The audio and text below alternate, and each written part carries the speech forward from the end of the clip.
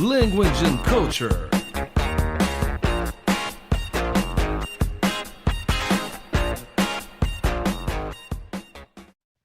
Salve, amantes da língua inglesa! Aqui é Carlos Augusto Monteiro em mais um episódio do Language and Culture. E hoje nós vamos falar sobre a carreira e relevância do cantor, compositor e músico Bruce Springsteen, que tem uma forte associação com os Estados Unidos, né, com a visão crítica da nação, mas ao mesmo tempo escreve canções de apelo universal e que falam direto aos anseios e desafios do homem comum, né, abordando a vida e desventuras da classe trabalhadora. E uma das principais e melhores características é a influência da melancolia do blues e a alegria e esperança do gospel, né, que para mim é um dos principais motivos da beleza das canções do Bruce Springsteen, que às vezes parecem realmente orações e hinos de análise, né, de vários aspectos da vida, né? Inclusive o Bruce Springsteen está fazendo 72 anos no dia que esse episódio vai ao ar, dia 23 de setembro. E para nos ajudar a contar essa história, trouxemos o Léo Pinho, lá do podcast Farofa Rock Club, sempre trazendo bons debates e entrevistas desse gênero que nós amamos tanto. Léo, seja muito bem-vindo. Fala aí, tudo bom, Carlão? Prazer estar aqui com Tamo você, junto. com vocês, com a sua galera aí, representando o Farofa Rock Club, o nosso lugar de falar nada, de ser responsável com a informação, mas aqui eu vou tentar ser um pouco mais tranquilo, mais responsável com o que eu vou falar. Tranquilo, quando você falou lugar de falar, eu entendi lugar de fala do Farofa, assim, eu achei que era o seu lugar de fala, de falar de rock Farofa. Não, me deixa falar minhas bobagens por lá, que a gente vai com um pouco mais de seriedade, porque o assunto merece, o assunto exige. Isso.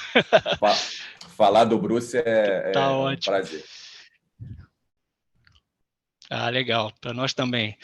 E, pô, uma das principais características mesmo dele são as letras contundentes, os shows longos e avassaladores. E aqui no Brasil, ele veio em 1988, apenas em São Paulo, né? Quando participou de um show da Anistia Internacional, que tinha vários outros artistas, Sting, Tracy Chapman. E também em 2013, aí sim, quando ele veio para o Rio e para São Paulo, arrebatou e surpreendeu todo mundo no Rock in Rio, abrindo a apresentação com a cover de Sociedade Alternativa do Raul Seixas, né? Cantando em português mesmo, né? Foi muito louco, mas infelizmente eu não fui em nenhum desses shows. Léo, você teve alguma oportunidade de ir, pelo menos no Rock in Rio? Cara, eu fui no Rock in Rio, eu estava lá em 2013. Engraçado que foi uma maluquice, porque eu fui na véspera, né? Porque Bon Jovi tocou no dia anterior, e o Bruce Springsteen tocava imediatamente no dia seguinte. E é uma maluquice, porque eu moro em Niterói e a cidade do rock é lá nos Quintos dos Infernos do Rio de Janeiro. É bem longe. E na época, em 2013, não tinha esse circuito que fazia direto pelo Boulevard Olímpico, né? Boulevard Olímpico, não, pelo Parque Olímpico. Você tinha que dar a volta pela estrada, era longe pra caramba. Então eu cheguei em casa do show do Bon Jovi, eu dormi, acordei e voltei para a cidade do rock. E foi muito legal, porque o mais interessante é que esse dia era um dia que tinha John Mayer tocando, Philip Phillips também tocava nesse dia, e estava cheio de gente muito nova. A cidade do rock estava abarrotada de gente, eu estava lá atrás. Ia começar o show do Springsteen, estava tocando John Mayer, eu falei, cara, não vou conseguir ver esse show, né, cara? Vou ver daqui, tava longe pra caramba. Aí acabou o show do John Mayer, rolou aquela diáspora, sacou? Saiu todo mundo da frente do palco, eu fui andando. Quando eu vi lá da frente, encostado no corredorzinho ali, maravilhoso. Vou te dizer, com todas as letras, assim, não é porque eu tô falando de Springsteen aqui com você hoje, nem nada. Eu tenho shows e mais shows na minha vida, eu cansei de achar. Tá no meu top 5 de shows. Não tem naquele festival um show que tenha sido melhor do que o show do Bruce. Foi espetacular, a entrega dele, o que ele fez, a banda é um troço absurdo. E até nesse dia, você comentou um troço interessante, que é verdade. Assim, ele estava desde 88 sem vir. E chegou uma hora que ele tentava levar, a plateia estava empolgada, claro, porque ele ficou olhando na frente, era uma galera mais voltada para ele, que mais conhecia ele, né? O pessoal estava animado e tudo mais, mas tinha algumas canções, algumas músicas que ele levava que o povo não acompanhava, porque ele faz ele tem uma variedade muito grande, né? Ele busca, assim, ele tem repertório para uns 30 shows assim, seguidos, se quiser. E as pessoas não estavam indo, e as pessoas iam na empolgação dele. E ele falou assim, cara, assim, eu agradeço a participação de vocês, como vocês engajaram com o show, foi maravilhoso e tal, mas eu prometo vir mais frequentemente para vocês cantarem mais juntos e tudo mais. Acabou que não veio mais até quase 9 anos que ele não vem.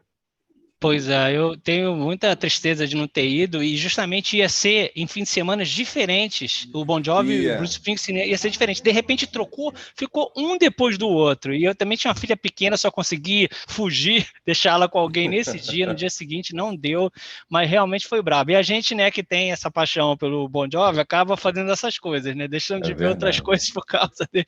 Mas certamente esse show foi muito melhor. Pelo que eu vi pela televisão, até revi ele agora pro podcast, foi sensacional. Ele tocou o Born in the USA, o álbum inteiro, né? Na íntegra. Muito louco isso. Inteiro. Assim, esse do sido... Bon Jovi, até desculpa até te interromper, esse do Bon Jovi acaba tendo seu caráter histórico também, porque é o show do perrengue, né? É o show que tava sem o Tico, tava sem o Rich. O próprio John, ele cita esse show. Sempre que ele, no Rock and Roll Hall of Fame, quando ele foi, né?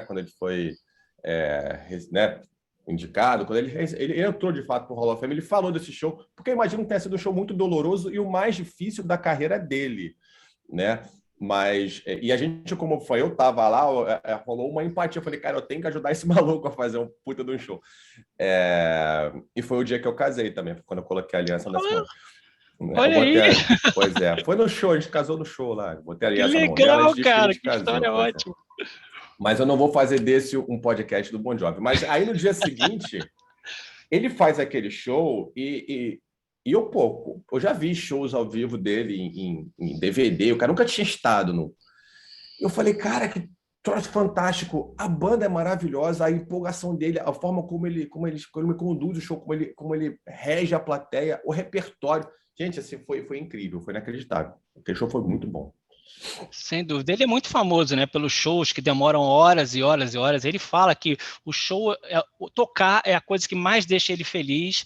Na autobiografia dele, ele conta que ele bebia pouco, não se drogava, não tinha muitas mulheres, né, para se distrair, aquela vida de rockstar, que o negócio dele era a música. Então, ele realmente, quando ele estava no palco, era o momento mais feliz da vida dele, e que ele estendia aquele momento até quando ele podia. Por isso, até que os shows dele são tão famosos por ser tão viscerais e tão longos também, né? E, pô, isso é muito legal. Realmente, o cara que faz um show daqueles...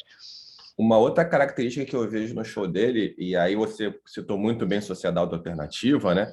É o respeito que ele tem pelo público dele. Cara, o maluco aprender a cantar em português para cantar no Brasil, isso não é todo dia que você vê, sabe? O cara aprendeu a cantar música em português e cantou aqui, sabe? Respeitou talvez nos principais, se não o principal nome do rock nacional, sabe? E óbvio, pegou uma música que fala com ele, né? Que diz respeito às mesmas coisas que ele fala, assim, aquilo é maravilhoso. Na hora que ele começou, a plateia veio abaixo, não importa, ele tocou em São Paulo antes, já tinha saído no Globo que ele cantou Sociedade, ele chegou lá, o pessoal, sabe, o cara é fantástico, não tem outra palavra. Não, é demais. E pô, o famoso Toca Raul, que ele foi lá e tocou, né? Tocou Raul, isso aí mesmo. Só nem pedir, né? Cadê os bebês pedindo pro Toca Raul? Inclusive, você estava falando que ele cantou em português, que é um respeito muito grande pela plateia. Em 88, eu estava vendo uma matéria da Globo News, eu acho, que ele, em 88, ele fez um discurso pequeno, mas em português, falando que os brasileiros, como americanos, como ele, do continente americano, nós tínhamos que nos unir em prol, né, de fazer a questão lá, todas aquelas coisas que a anistia defende. Então, ele já tinha feito um discurso em português em 1988, cara. É muito louca a dedicação dele, né? É verdade.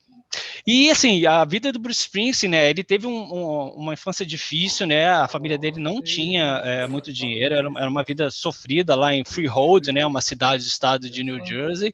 É uma infância difícil. Ele teve uma relação muito complicada com o pai dele a vida inteira. O pai dele tinha esquizofrenia, então era uma pessoa muito difícil de se lidar. Nos primeiros 2 discos ele pegou mais aquela vibe do Bob Dylan, né? Era o jeito de cantar, o jeito de descrever as situações nas músicas dele.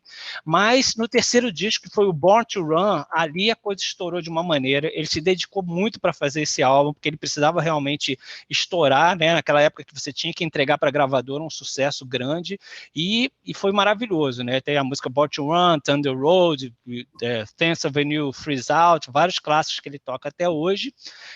E essa fase muito boa dele de ouro, né? vários outros discos, foi mais ou menos até o Born in the USA, mas aí ele estourou para o mainstream, né? Porque veio a música Born in the USA, que inclusive tem um pouco de mal entendido, porque o Reagan usou essa música para falar, né, do ufanismo, e a música é completamente contrário, fala dos americanos que voltaram do Vietnã, completamente arrasados com a sociedade, tratando eles como se fosse lixo. Então é justamente o oposto. Como a música é um rockão, muita gente ainda hoje acha que é uma música ufanista, que fala como os Estados Unidos são incríveis, e era justamente o contrário, né? Porque ele sempre foi muito crítico dos Estados Unidos, ele sempre foi muito crítico dos governos, principalmente republicanos, né, da questão, enfim, das grandes corporações e tudo mais. Então, é engraçado que isso tenha acontecido, mas ali foi realmente o auge do sucesso dele, foi quando ele foi para o mundo, porque antes, até então, ele era muito ligado mesmo ali aos Estados Unidos, um pouco da Europa, e depois ele meio que acabou. Foi uma coisa até um pouco consciente dele. Ele foi lá no mainstream, descobriu que era o sucesso máximo, até participou do We Are the World, e depois ele voltou, né, a ter mais aquele outro ritmo que ele já tinha, entrou num rock mais comercial, umas letras mais focadas na família, relação homem-mulher, mas depois ainda teve outros discos também mais relevantes, como The Ghost of Tom Jones, e outros como Wrecking Ball, que fala muito da questão dos Estados Unidos após a crise imobiliária. The Rising, que eu acho que é um disco sensacional, que fala justamente do atentado às Torres Gêmeas, 11 de setembro. A gente até falou um pouco no último episódio que fala dos 20 anos dos 11 de setembro. E, então, tem uma carreira sensacional. E antes de chegar no último, que é o Letter to You, queria saber o que você acha, assim, você tem algum álbum preferido, uma fase preferida? Como é que é a tua relação com as músicas dele, assim? Eu acho que você fez um apanhado aí muito legal da trajetória do Bruce. E, assim, cara, para mim eu acho o Born to Run fantástico. Assim, os dois primeiros álbuns são muito legais, eles falam muito da trajetória dele. Assim, fala muito a discografia dele toda fala muito da carreira dele, né? Mas você já vê que nos primeiros álbuns ele já tem essa coisa da crítica social, sabe? O olhar do outsider, o olhar Lost in the Flood é uma música que é muito legal de você ver, porque você, né, é a trajetória de um outsider, sabe? Sendo olhado pelas pessoas, sendo julgado, tudo mais. Ele tem isso muito, muito forte nele. E aí ele explode com Born to Run. E, cara, Thunder Road é uma porrada. E Born to Run já começa com Thunder Road, que para mim é a melhor música do cara. E, assim, ela tá num patamar e as outras vêm todas logo depois. Mas Thunder Road é maravilhosa e é super. Eu tava engraçado. No Farofa, a gente fez a gente fez referência recente ao Bruce em 2 episódios. Um dele nem foi ao ar ainda. A gente fez num Sólia Desafio, a gente falou sobre a parceria que ele fez agora com o Brandon Flowers para tocar Dustland, né? Que é uma regravação de uma música Dustland Fair Tale do The Killers. E aí eu estava ouvindo, para fazer o programa, né? A gente ouve até um pouco mais de cuidado, e você olha a letra de Dustland, ela é uma letra que ela é muito similar, claro, a sua própria forma, não estou falando que é uma cópia, né? Longe disso, mas ela tem tanto a letra quanto o clipe, ela tem uma levada muito parecida com Thunder Road, sabe? Ela é um storytelling, como Bruce faz, né? E ela vai contando uma história que é muito parecida, é o cara normal, é o problema que acontece, é a reviravolta, é a entrega e tal. Quando eu vi o Dustland com ele cantando, eu falei, cara, muito. Aí eu fui ver o clipe. O clipe do The Killers, não com Bruce, me lembra muito o que eu imagino que seja a história do Thunder Road sendo contada. Só que aí eu, né, obviamente, dentro da dinâmica da música do Killers. Então, assim, Thunder Road, para mim, é o grande hino dele, né? Do Bruce, né? E um álbum que ele é um divisor de águas, como você mesmo falou. Logo depois daí, sucesso atrás de sucesso. Eu gosto muito do Human Touch, eu gosto muito do Lucky Town, eu gosto muito do The Rising, eu gosto muito do Wrecking Ball, eu gosto muito, cara, do que veio depois. Mas eu acho assim, eu gosto do Born in the USA, só que eu tenho uma bronca do Born in the USA pelo que ele fez com o Bruce aqui no Brasil. Porque eu acho que é isso. O Bruce ele só não é um monstro aqui no Brasil, porque na grande fase do rock internacional no Brasil, ele ficou com essa peste de ser um ufanista americano, e a gente sabe como o brasileiro tem resistência ao americanismo, embora absorva e consuma o americanismo quase todos os dias, né? E intensamente. Mas Ele ficou com uma pecha de defensor do opressor que não combina com o que a letra passa, sabe? Ele é o completo oposto, ele está fazendo uma crítica ali à política externa americana, à política de guerra americana, o que faz com os cidadãos dele, assim, e as pessoas... E aí, né, aí tem duas coisas. Você tem o brasileiro que não se aprofunda nas coisas, que é uma verdade, mas também tem os responsáveis pela indústria do rádio que colocavam isso, que comprou essa narrativa idiota e que não deu espaço do cara. Você está colocando a música em inglês, o pessoal ouve, cara, no mínimo que você tem que fazer é contextualizar. Outros tempos, anos 80, tudo mais, vamos relevar. Mas eu acho que subaproveitou o que ele era, o que ele poderia vir a ser aqui no Brasil, né? E aí, pô, eu tenho essa bronca do Born the USA por causa disso. Eu acho a música legal, apesar do tecladinho. Gosto de Dancing in the Dark. Eu acho o álbum muito legal. Quando ele tocou inteiro lá no Rock in Rio, eu falei, cara, não acredito nisso. Mas eu tenho essa pequena bronca do Born the USA. Eu gosto muito de Thunder Road, eu gosto muito do álbum Born to Run, eu gosto muito do Wrecking Ball. O The Rising é maravilhoso, a música The Rising é maravilhosa. Recentemente, também, a gente comentou isso também no Farofa, a Ann Wilson, do Heart, ela lançou um álbum solo, não sei se você chegou a ouvir. Ela faz o cover de The Rising, né? Ao jeito dela, né? Ela não imita o Bruce, ela canta do jeito dela, é mais suave e tudo mais. Mas é muito legal, fica a recomendação aí. Maneiro, eu adorei essa tua analogia que você fez da época, quando eu ouvi lá no Farofa, da parceria com o Brandon Flowers, e achei muito legal esse insight, inclusive foi o que me deu a ideia de chamar você para participar, porque eu achei muito legal essa associação com Thunder Road. E em relação a Born the USA, se você notar, ele muitas vezes, sempre que ele tem oportunidade agora, e de lá para cá mesmo, ele toca a acústica de uma maneira muito mais melancólica e muito mais de acordo com o que a letra diz, né? No Rock in Rio ele cantou a versão original, porque, pô, né, só faltava essa, né?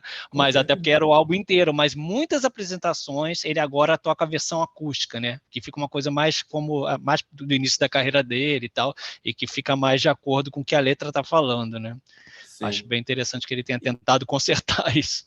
Com certeza. E aí eu falei, como você falou, né? Eu falei do Brandon Flowers, e tem esse episódio, até um spoiler do que a gente vai colocar no ar em breve aí. A gente fez uma resenha sobre o Pressure Machine, do The Killers, o último álbum que foi lançado pelo The Killers recentemente.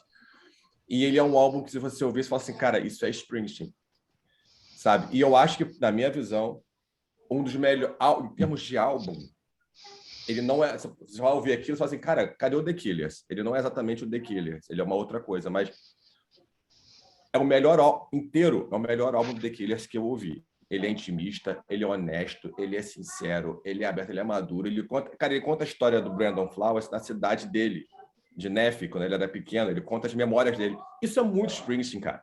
Isso é muito Springsteen. E aí, a gente comenta muito isso, a gente bate muito nessa tecla, né? Porque ele é muito fã do Springsteen declarado, o que também não chega a ser nenhuma novidade nem exclusividade, porque basicamente todo o cenário rock dos Estados Unidos pós-Springsteen foi influenciado pelo cara de alguma forma. Isso é absurdo. Então... eu vi uma entrevista dele que ele acha engraçado quando ele tinha 23 anos e falaram que era o novo Bob Dylan, sendo que o Bob Dylan tinha 30 anos nessa época. Então, por que ele já era o novo Bob Dylan se o atual Bob Dylan só tinha 30 anos? Novo, né? Ele faz piada com isso, né? Porque, tipo assim, por que era o novo Bob Dylan? O Bob Dylan ainda estava fazendo tanta coisa boa, né? Achei engraçado isso que ele falou. E teve até um single novo que é o Highway to Hell, que ele regravou Highway to Hell, né, com o Tom Morello e com o Ed Vedder. Porra, cara, a galera nata do rock reverenciando ele até hoje também. Achei bem legal essa versão também. E então, ele também é muito ligado. A gente falou do The Rising, né, que fala do 11 de setembro, e ele tocou agora nos 20 anos, né, de memória do 11 de setembro, e ele já tinha tocado no Tributo aos Heróis, quando as torres caíram, que ele tocou, o Bon Jovi também tocou, né? Uhum. Então ele está sempre ligado com esses temas que falam muito alto a alma norte-americana. Ele tocou na posse do Obama, né, no primeiro governo do Obama. A partir daí ele começou um pouco a ficar mais ligado em realmente mostrar a visão política dele. Tocou agora na posse do Biden, inclusive com o Obama. Ele tem um podcast sensacional, que é o Renegades Born the USA.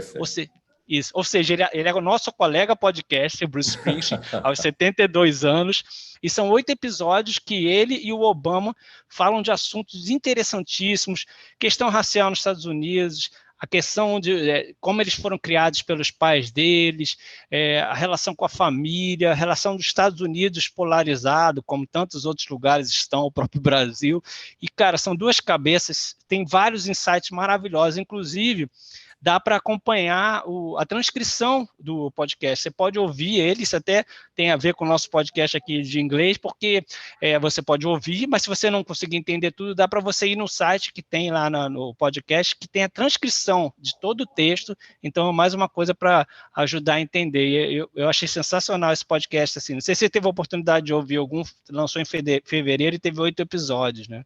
Eu escutei, sim. Acho muito engraçado o primeiro episódio. Eles falam muito sobre empatia. É um episódio sobre empatia, né? Dele e do Obama, assim, porque o Obama pergunta para ele um pouco sobre a infância dele, sobre como como é ter nascido, né? Onde ele nasceu, como é que foi a vida dele, fala que do no pai com a esquizofrenia e como é que ele chegou onde ele chegou. Ele se coloca, é engraçado que ele se coloca muito como um outsider, que a gente já mencionou aqui um pouco antes, né? E o Obama, ele bate, você, um branco, né, americano, você se considera um outsider? Aí ele vai explicar, cara, o ser um outsider ou não está muito dentro de você, né? E como as pessoas interagem fora com isso, assim.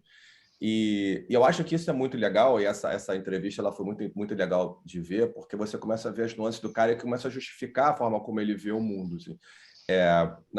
Depois de ter ouvido, que você ouve o cara falar, você vai juntando peças e vai chegando às explicações que você meio que já tinha aqui dentro, só que você não conseguia jogar para fora.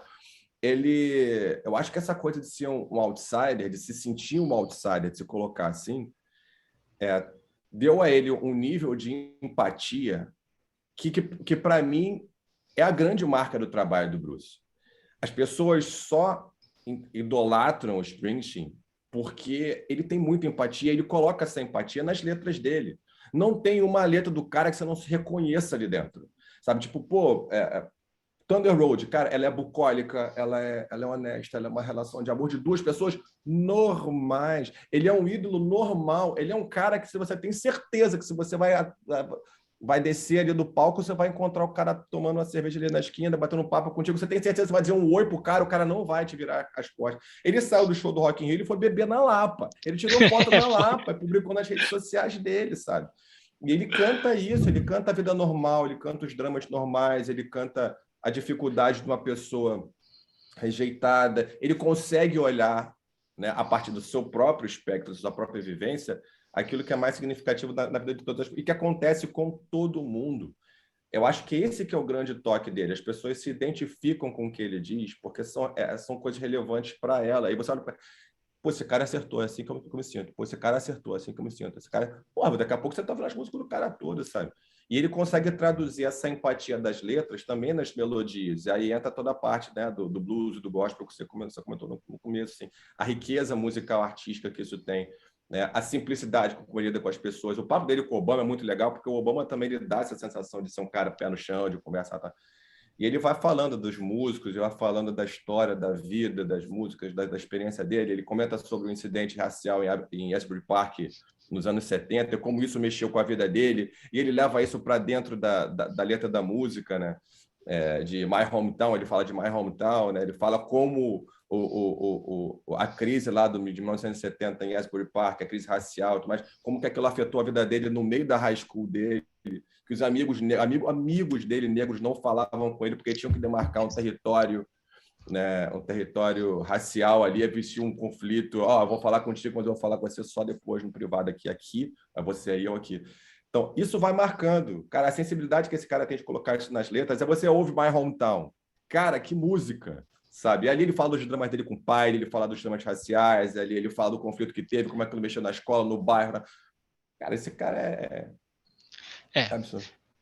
Ele tem alguma coisa que eu não sei muito explicar, mas ao mesmo tempo sei pelo que ele já disse, por ter lido a autobiografia dele, que é um casamento entre melodia. A melodia, ela evoca uma coisa nostálgica e bucólica, como você falou, que é tão bonita e que remete para todo mundo, né? É uma maneira incrível. E as letras são indissociáveis da música dele, né? Assim, tem que correr atrás, tentar ler, ou acompanhar, ou pegar a tradução, porque assim, eu acho assim, eu acho que nem o Bob Dylan que ganhou o Nobel de Literatura, ele um dia tinha que ganhar, porque, meu Deus do céu, como escreve bem, a biografia dele, que eu li 2 vezes até, cara, você lê se divertindo, porque é ele todo ali, é como se você estivesse lendo uma grande letra de música, inclusive, por falar em livro, vai lançar agora em outubro um livro desses Coffee Book Table, né, bonito, com um monte de imagens, do podcast.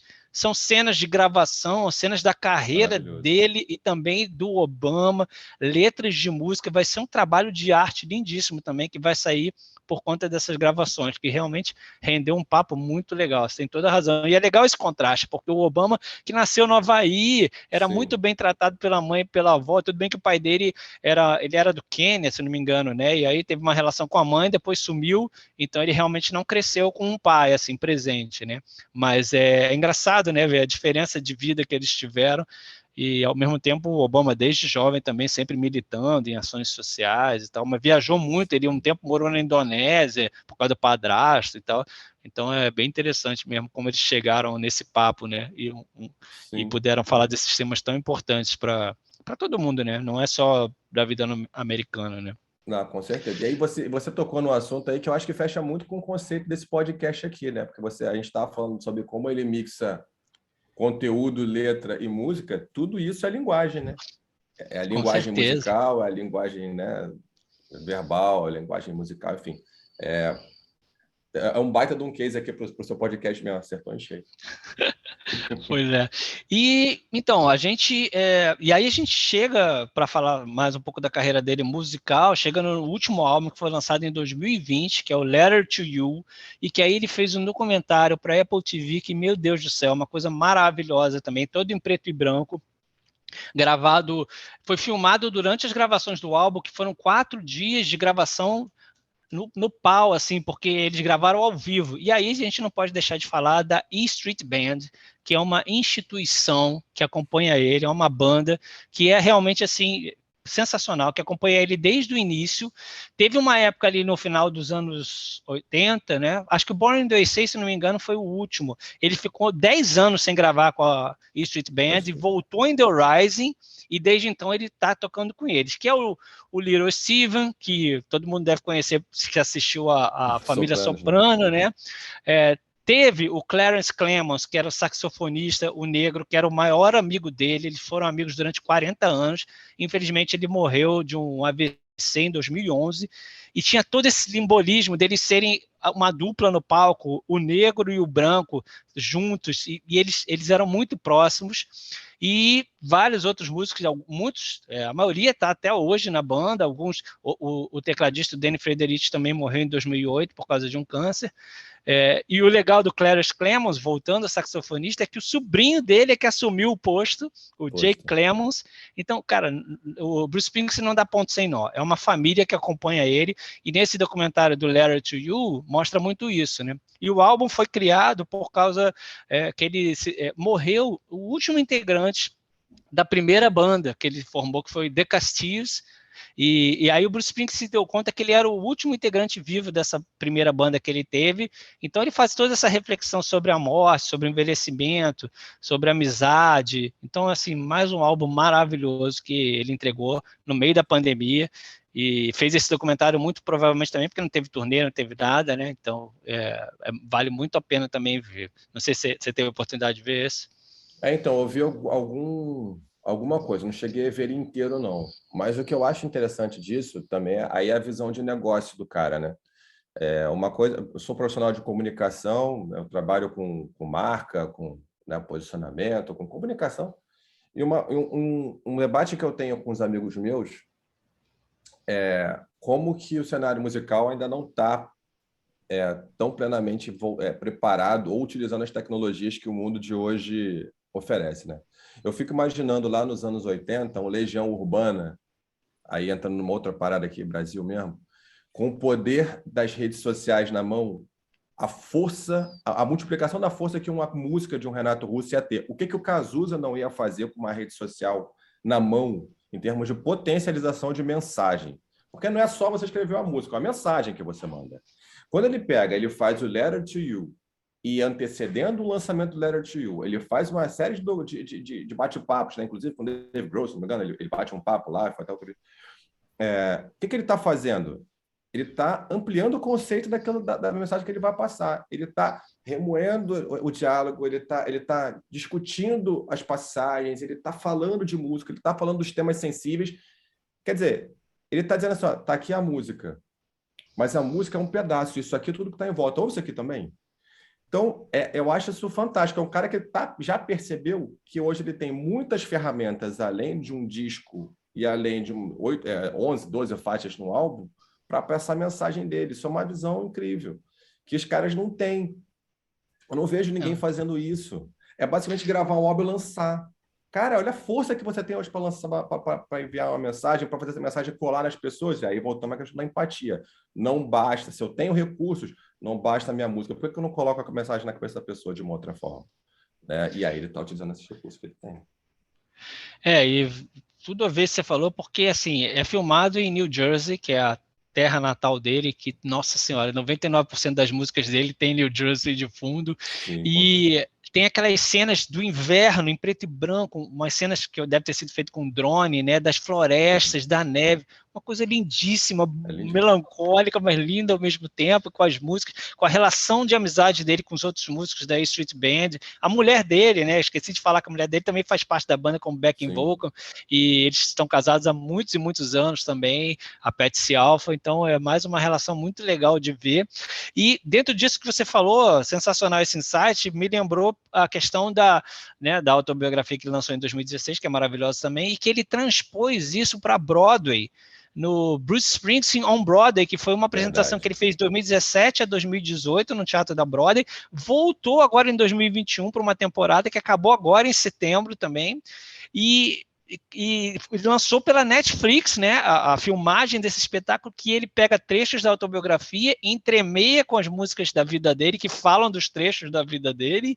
Então é outra maneira que ele criou mais uma mídia, o teatro da Broadway, né? É um cara, porra, incrível. Não, realmente. Você vê esse show, cara, sem sacanagem. Eu tô na minha casa, A sensação que eu tenho vendo esse show é que ele tá numa mesa, eu tô sentado numa cadeira do lado dele, o maluco tá me contando a história e tocando a música. Cara, aquele show ali é maravilhoso, porque é isso, ele vai contando a história, ele fala, voltando em My Hometown, ele volta, ele fala da história dele com o pai, ele fala como é que foi a infância dele, ele fala como é que era a vida lá na cidade que ele nasceu, que ele morava.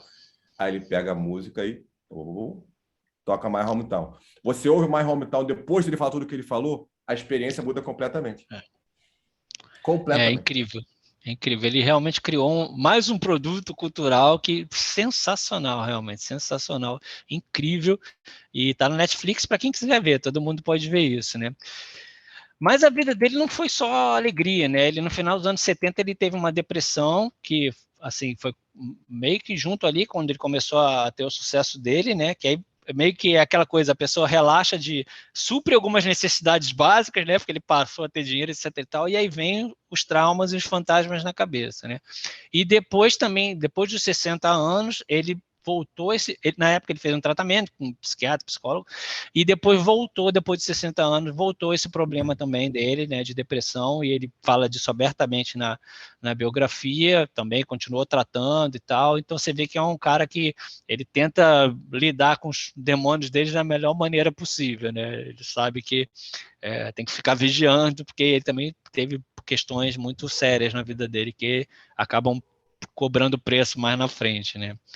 Isso, de certa maneira, também impacta nas letras e na música dele, claro, né?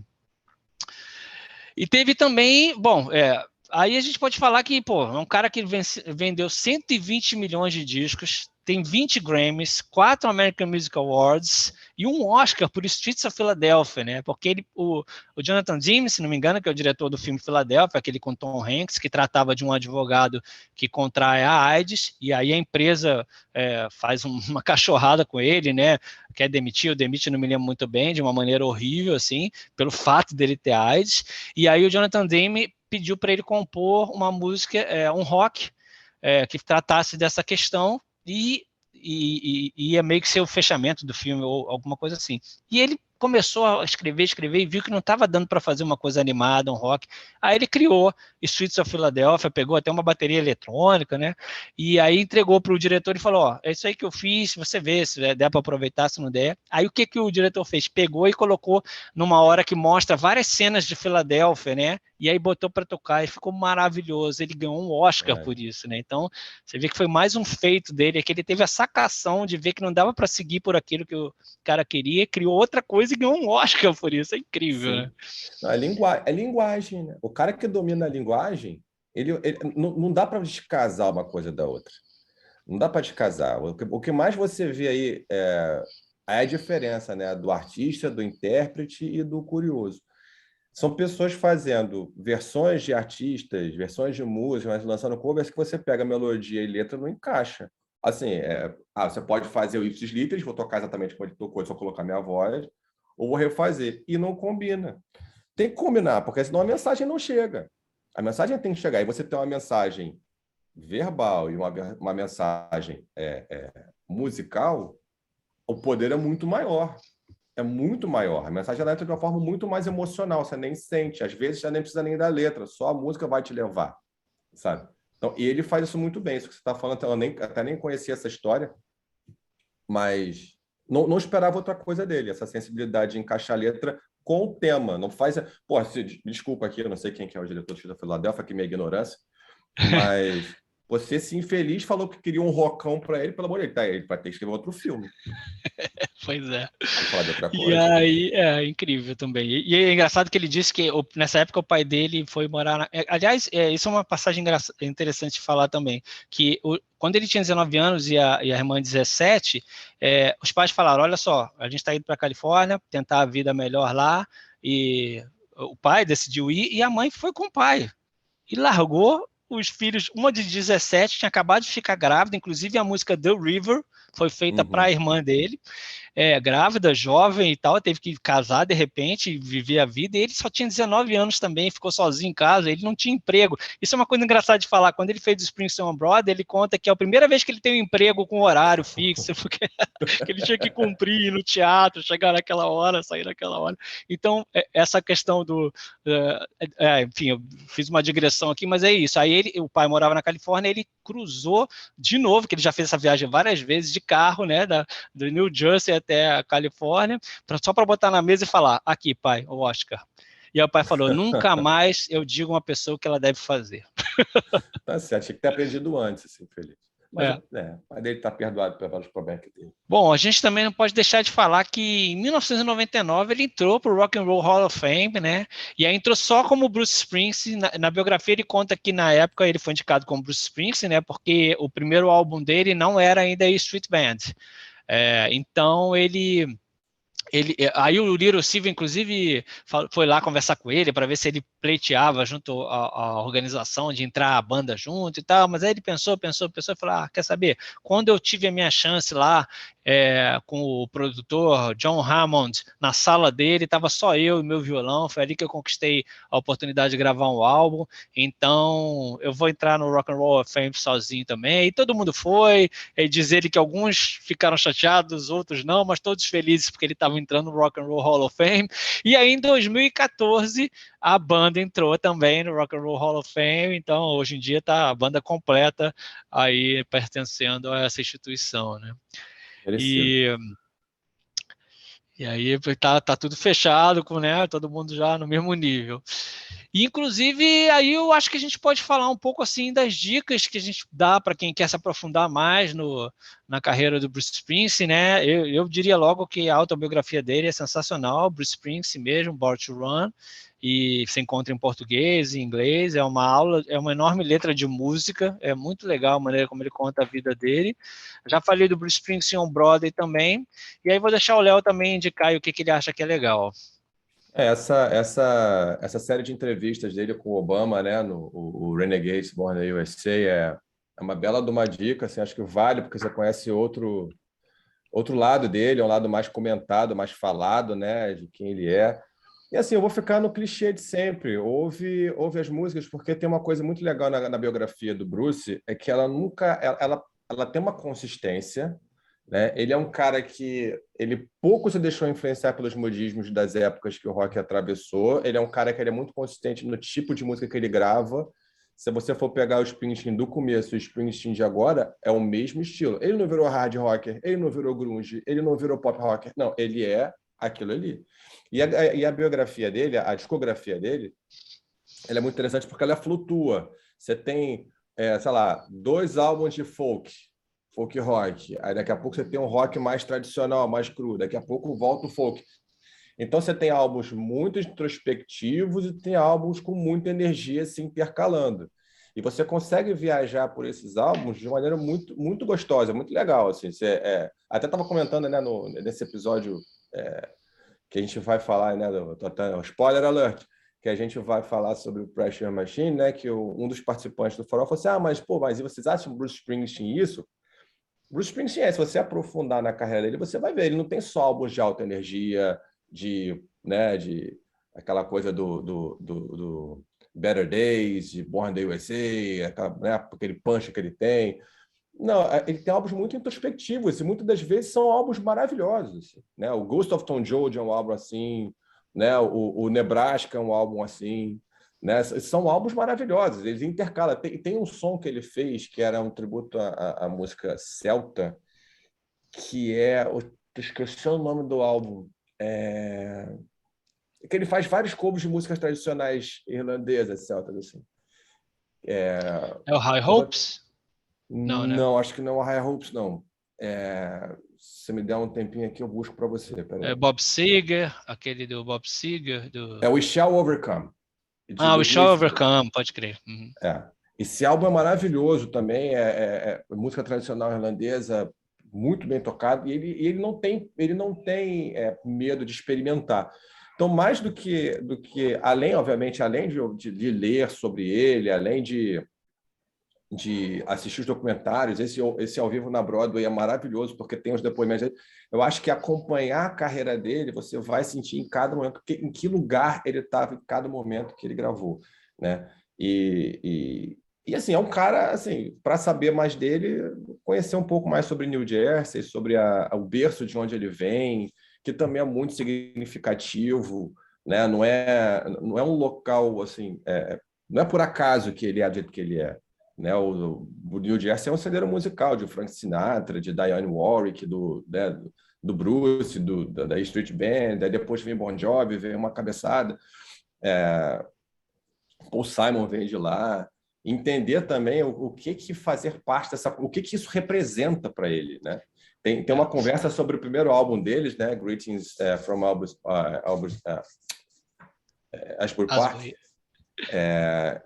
New Jersey, que ele fala que ele fez questão de colocar Asbury Park no título porque ele queria que todo mundo soubesse que ele veio de New Jersey, que aquilo fazia sentido para compreender as letras e compreender quem ele era. Isso é magnífico, esse apego dele a New Jersey, e não só ele, né? Todo mundo que vem de New Jersey ali é fascinado. A cena musical lá era muito quente. Então, acho que é isso. Acho que acompanhar a discografia dele, para mim, é a melhor recomendação que eu posso fazer. Isso que você falou foi legal porque eles estavam querendo associar ele como um cara de Nova York, né? E ele era o suburbano de Nova York, né? Ele era o oposto de Nova York, né? Não tinha nada de hype, ele era um cara de New Jersey mesmo, lá da cidadezinha de Freeholds, que depois ele morou um tempão em Asbury Park, ele é muito associado a Asbury Park. Não sei se você teve a oportunidade de ir lá alguma vez. Não fui. Em 2000 eu fui, né? Acompanhar a turnê do Bon Jovi, estive lá e tem aquele boardwalk, aquilo tem uma cara de Bruce Springsteen, assim, impressionante, uma coisa meio vazia, meio melancólica, mas ao mesmo tempo uma coisa meio festiva, né? Mas com essa coisa que em inglês fala muito do bittersweet, né? Do agridoce. Então, aquela atmosfera muito Bruce Springsteen, é muito legal realmente você entender do que ele é, o que ele foi e do que ele fala, né? Então, e aí eu acho também que essa universalidade que ele tem vem um pouco disso, né? Que tudo bem, é uma cidade específica dos Estados Unidos, mas é um sentimento que todo mundo pode sentir, né? Essa coisa de o não pertencimento, deslocamento, mas ao mesmo tempo uma relação afetiva com o lugar que você mora, apesar dos problemas. Então, realmente são coisas que falam muito assim ao ser humano como um todo, né? Eu acho muito legal. E é um espelho dele, né, Carlos? É um espelho dele, porque se você for, a gente estava falando aqui, né, sobre ser o outsider, né, sobre ser o outcast e tudo mais. New Jersey, ela é o primo pobre de Nova York. Tá sempre relegada ali a uma sombra, né? Você tem lá o brilho de Nova York, Nova York, mas tá lá New Jersey ali, sabe? Tipo, é piada, New Jersey é piada pro nova-iorquino, né? Pô, não pode ficar pior do que New Jersey e tal. E isso lá dentro, dentro da cidade, do estado, você cria um sentimento de, pô, isso aqui é meu, irmão. Deixa isso aqui, mexe aqui não, que isso aqui é meu. Então, eles abraçam muito isso, né? Ele, o John Bon Jovi, o Little Steven, essa galera toda que vem de Southside lá, Johnny, Asbury Jukes Southside também. Johnny, exatamente. Essa galera toda abraça a cidade e é parte significativa não só deles, como da obra, né? Então, vale entender como é que é lá, que é um lugar muito sindicalizado, que a força operária lá é muito forte, sempre foi. Isso se traduz nas letras, essa coisa da realidade, das letras, tanto dele quanto, pô, aí é um outro estilo, né? Mas, pô, Livre on a Prayer, animadinha, hino, Bon Jovi, babá, todo mundo canta, que é mas é uma música que fala da vida normal de duas pessoas com dificuldade morando no Sim. Jersey, sacou? Então, isso é muito forte para eles, assim.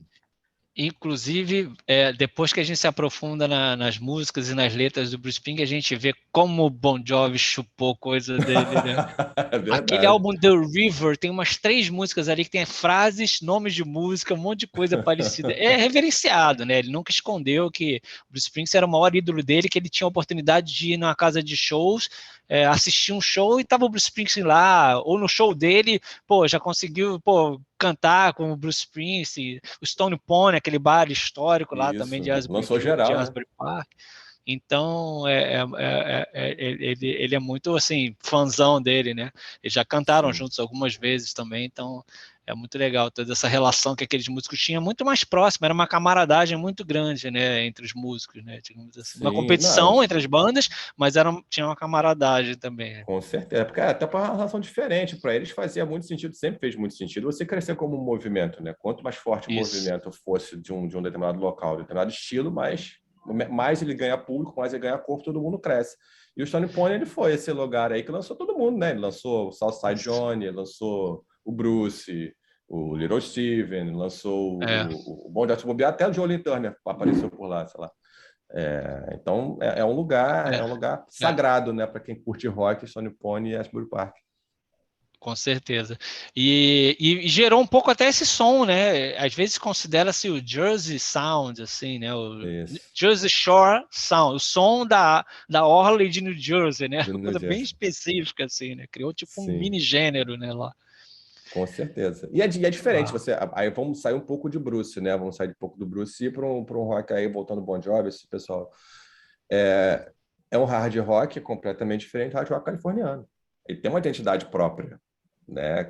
Desgastou muito menos, ficou muito menos marcado, mas é uma identidade própria. É justamente a região ali. mas As eu acho influências são que outras. Mas eu acho que muito do motivo pelo qual o Bon Jovi sobreviveu a todas aquelas bandas, né, do som de Los Angeles e tal, a maioria delas, foi porque eles têm essa coisa do New Jersey, do suburbano, de não ser o cara do popular da hype lá de Los Angeles, né, de ser o cara lá de New Jersey, que apesar deles usarem o som parecido, as letras trazem um pouco essa coisa, essa bagagem, né, de viver naquela região. Eu acho que isso deu um Sim, peso, digamos assim, né, para com as certeza. músicas ali. Eu vejo até um pouco de diferença no som mesmo, sabe? Eu acho um som menos marcado. Me incomoda um pouco o som do rock oitentista da Califórnia, porque não sei, é muito pouco melódico, ele é muito agressivo. Eu acho até meio chato, assim, Tem muito tanta coisa deslize, né? Deslize, assim. isso, Então, dos Liz, isso aí. E aí é, você pega o pessoal mais de cá, Bon Jovi, Skid Row. O Skid Row ele só não foi mais para frente porque por desgaste interno mesmo, porque é uma banda que tinha peito para levar, para sobreviver a exato. um grunge. Para ser um Guns Até N' por, Roses hoje. Assim. com certeza, até porque o caminho deles era muito. Não era um hard rock tradicional, ele era um hard rock até mais maduro, trazia letras muito mais tocantes do que eu normalmente fazia lá em Los Angeles, mas não foi. Enfim, Bruce Springsteen, desculpa. Isso, volta. Não, mas é porque tudo gravita em torno dele. A música americana, pô, deve muito a ele, né? E Com ele já é certeza. um standard da música americana hoje em dia, como um Bob Dylan. Como ele mesmo falou, ele só tem 7 anos de diferença pro Bob Dylan, então ele tá lá pertinho dele, né? E Verdade. Pô, Léo, muito legal você ter vindo aqui ajudar a fazer esse panorama da vida do Bruce Springsteen. Agora as pessoas têm que realmente, quem quiser se aprofundar, tem que correr atrás, tem coletânea, se quiser pegar logo os maiores sucessos, The Essential, Bruce Springsteen, que é muito boa, tem o Greatest Hits dele, então dá para, tem muita coisa em vídeo no YouTube, tem muita coisa legal para pesquisar e se aprofundar e ver como esse cara é importante para o patrimônio da música, né, mundial. E, eu queria aproveitar para você fazer aí o seu jabá, falar do Farofa Rock Club, e dizer mais aí do que você está fazendo por aí nas internets. Vamos lá. Só antes de falar do Farofa, tem um detalhe que é até em decorrência do Farofa. Você falou, né? Eu acho que é bom você começar por coletânea, ouve, porque senão com a panorama geral. Mas a gente está vivendo um tempo hoje em dia que as pessoas ouvem muito single, né? Você ouve um single, aí daqui a pouco você passa. A oferta hoje é muito rápida, então você acaba ouvindo muitas coisas muito rapidamente. O que eu só recomendo em relação a isso é pega a discografia, ouve o disco inteiro, porque o disco ele é um retrato de uma época, ele é um conceito muito mais amplo. Se permita ouvir a segunda vez, a segunda experiência é sempre muito melhor do que a primeira. A primeira você vai no nível mais superficial, quando é transformador. Você ouve um disco pela segunda vez, você vê coisas que você não via, você ouve coisas que você não ouvia, é uma experiência transformadora. Então, se permitam escutar a discografia dele, pode pegar de vez em quando, não precisa pegar tudo de uma vez, não precisa maratonar, não tem que maratonar, não é série. Vai devagar, ouve um de cada vez, aprofunda e se permita ouvir mais de uma vez. Você vai acomodar melhor. Bom, voltando aqui à questão, né? Tô aí no Farofa Rock Club, aí se a galera quiser ouvir, tá tudo super convidado nas principais plataformas de streaming. Farofa Rock Club, a gente fala muita bobagem sobre rock and roll, mas o pessoal ali gosta muito, né? É um podcast, acima de tudo, de amigos, pessoas que se sentem super à vontade em conversar entre elas mesmas sobre música, sobre rock. A nossa origem é a mesma do Carlos, que a gente se conheceu mais ou menos no mesmo lugar, que foram as listas de e-mail do Bon Jovi, lá no final dos anos 90, 2000. E a gente está lá para discutir rock. A gente tem a gente está no nosso 22º hoje, no 22º episódio no ar, vamos lançar o 23º agora, falando sobre tudo que é tipo de rock, mas obviamente que o viés para o hard, para o rock mais tradicional, alguma coisa de metal sempre está lá.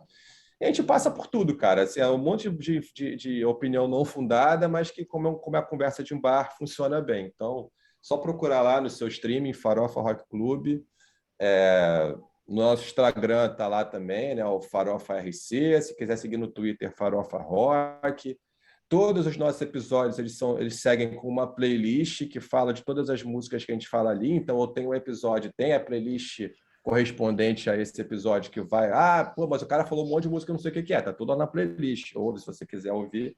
Ouve, porque você vai se situar melhor no que a gente está falando. Então, Farofa RC também, no Deezer, no Spotify. E é isso, a gente vai continuar falando de rock, a gente vai continuar curtindo, rindo, fazendo graça, se divertindo, que o pessoal se diverte agora, tá muito. E eu até estava falando com o Carlos aí da gente fazer uma repescagem, fazer um Bruce Springsteen Reloaded lá no Farofa, para a gente continuar esse papo lá, que vale a pena. A galera lá ficou doido. Quero falar de Springsteen, então vamos chamar o Carlos lá para a gente terminar esse papo por lá. Fica o convite para todos vocês. Muito obrigado, Carlos, pelo espaço e tamo junto aí, sempre que precisar.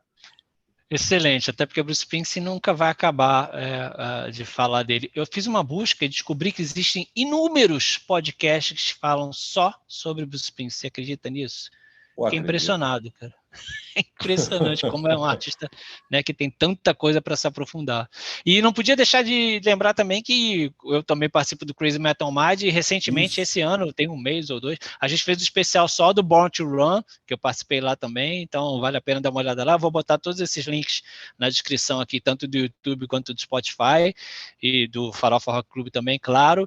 E, tamo junto aí, Léo, obrigado por ter participado, ter contribuído muito aí. É sempre bom encontrar alguém que gosta e conhece o Bruce Springsteen, né? Porque é uma coisa que aqui a gente não entra muito para falar, então que bom, ainda mais que você foi no show, tem toda essa experiência legal para dividir com a gente. Então, brigadão, valeu mesmo, agradeço a todo mundo também que acompanhou, e vamos em frente, muita língua e cultura para todo mundo aí. Valeu, galera, obrigado. Valeu.